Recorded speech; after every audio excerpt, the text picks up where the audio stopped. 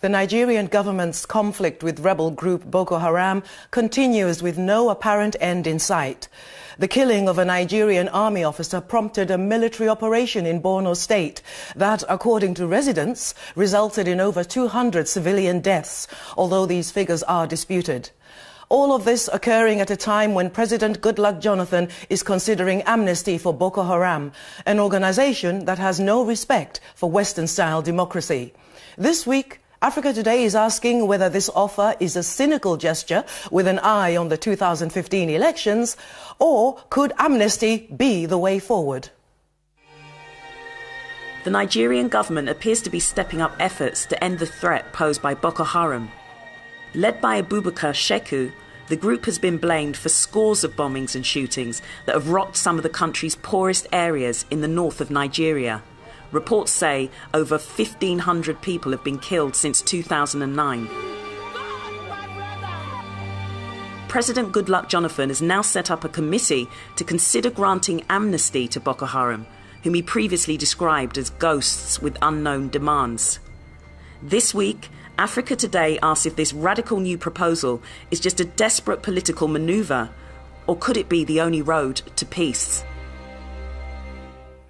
And we've recently learned that northern Christian leaders are demanding the rebuilding of over 400 churches destroyed by Boko Haram and compensation for those who lost family members.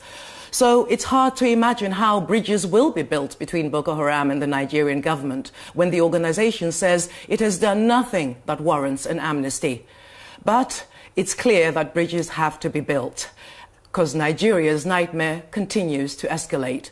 Here with me to share their thoughts on the way forward are Alice Ukoko, who is the CEO of Women of Africa, Adunola Abiola, who is the founder of Think Security Africa, and on the phone from Lagos in Nigeria is Professor Ishak Akintola. Welcome to all of you for joining us here on Africa Today.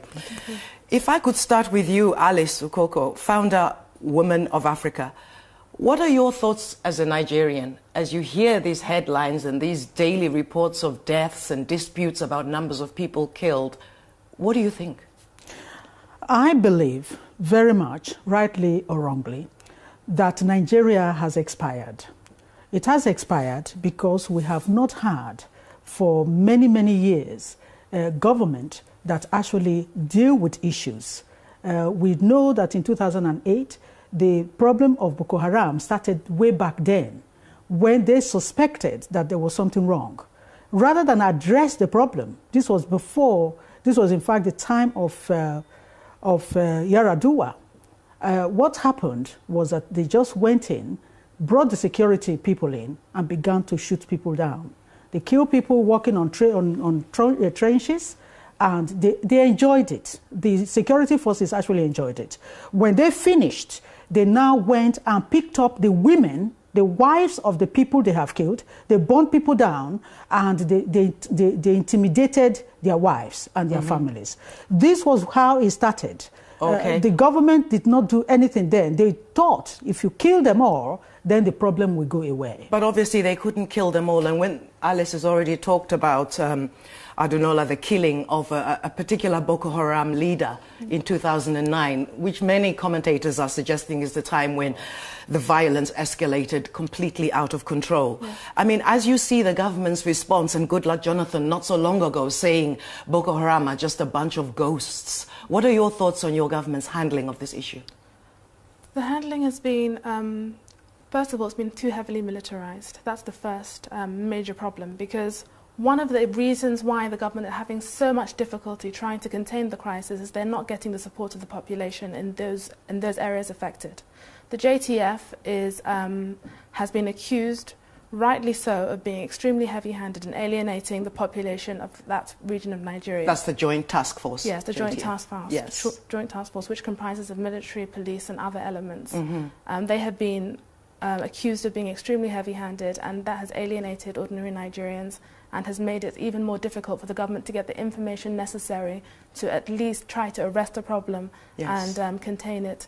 Okay, well, let's actually go to Nigeria itself and speak to Professor Ishaq Akintola, who's the founder of Muslim Rights Concern. And a lot of commentators have obviously said that the root cause of this problem is that some issues involving people of Islamic faith have not been addressed for decades. What are your thoughts on the situation, Professor? Well, thank you very much. We believe that justice is the soul of peace. So whoever wants to enjoy peace should be prepared to dash out justice indiscriminately, to the left, to the right, to the center, to the black, to the white, and to people of different religious inclinations. But this has not been happening in Nigeria for some time. So many demands of the Muslims have been ignored. Islam was the first religion that started in Nigeria since the 11th century, introduced in the year 1085 in Kanem-Borno during the reign of King Umijilmi.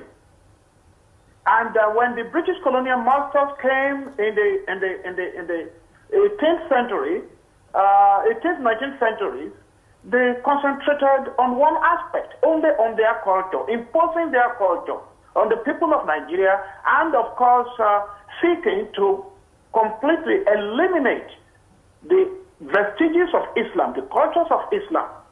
The law of Islam was there, Sharia, they stopped it. In the north, they only tolerated the civil aspect of Sharia. In the south, they completely eliminated it because there was Sharia in several parts of the southwest. Okay, Professor, let me interrupt you briefly, Professor.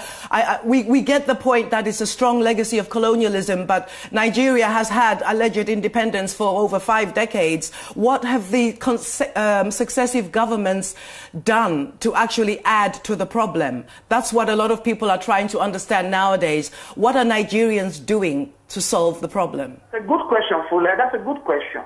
The issue is, over the years, even after independence, the Muslims kept demanding, submitting petitions, asking for this, asking for that. No single government has paid attention. In any case, each time the Muslims succeed in getting attention, other sections of the country, particularly the elite, particularly the Nigerian press, they always accuse and blackmail the Muslims of trying to Islamize the country. The Muslims respond by saying, look, the system is already Christianized by the British government that left Nigeria in the hands of certain people, and the